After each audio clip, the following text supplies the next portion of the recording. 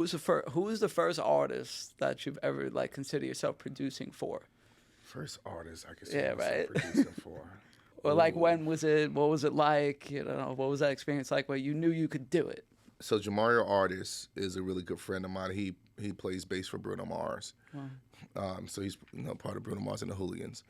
And he would come back after tour because I was still in college. He would come back and he was like, "Yo, I want to do an album. I want to do a bass album."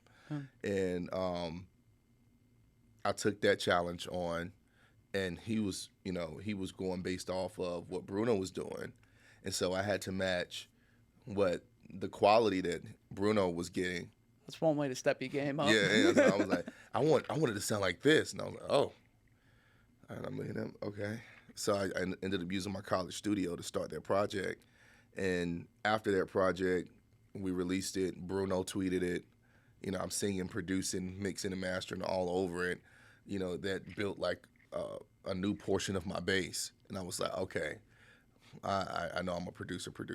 What was your name back then? Like, what'd you go by? It was Sam Harmonix. Oh, it was Sam. Yeah, Okay, good, man. That was Sam Harmonix. Even though I go by, Sam Harmonix will always be my production name, but my artist name is my biological name basically, which is Sam Pounds. Nice one. But yeah, I mean, Sam Harmonix was birthed from me making the artists do like tons of harmonies and backgrounds. So I'm like, y'all do this, and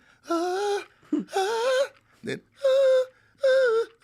just give them parts, and all of a sudden it's this big blanket of harmonies, and so that's where Sam Harmonix came from. Sam Harmonix. Sam aligning minds harmonically. So that's what. Wow, that's that a was line. the whole concept, and shout out to Nitro. Nitro is another producer. He works with DJ Battlecat and Snoop and all those guys. Yeah. And he was my roommate.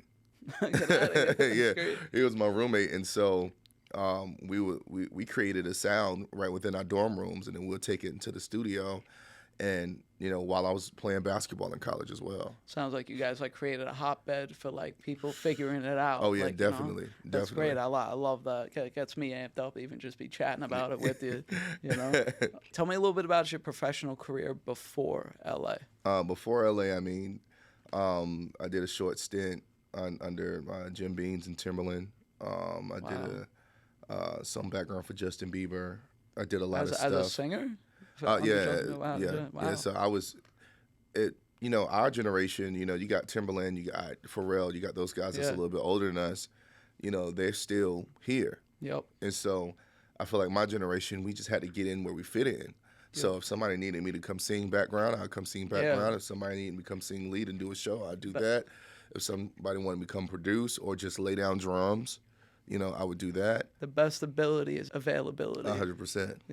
Live by that for sure. Just get in the room. Yeah. You know what I'm saying? So I just wanted to be in the room, and I knew how to be resourceful once I was in that room. Reading a room and seeing what it needs. And 100%. So I was like, whatever the You're room definitely needs. good for that, man. I've seen you in action.